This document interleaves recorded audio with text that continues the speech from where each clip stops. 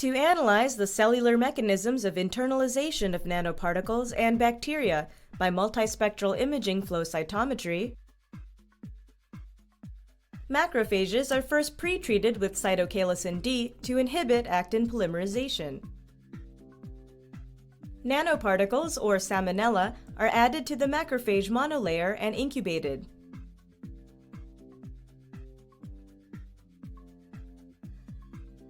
Then the macrophages are harvested, fixed, and labeled for analysis.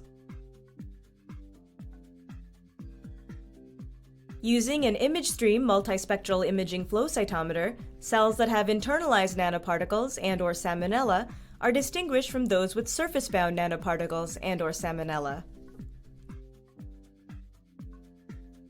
The resulting data indicate that both salmonella and nanoparticles are internalized only by cells that have not been treated with cytokeratin D, suggesting that internalization is actin-dependent.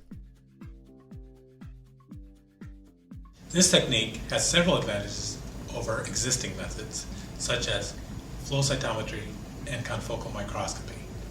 Primarily, it provides an accurate measure of fluorescent signal intensities and spatial resolution between different cellular features at high speed.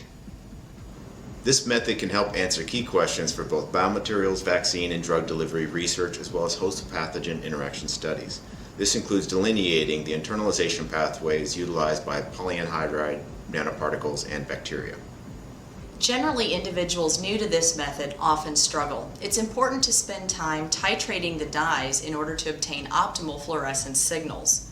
Also, getting to know the software and creating analysis templates takes time. We first had the idea for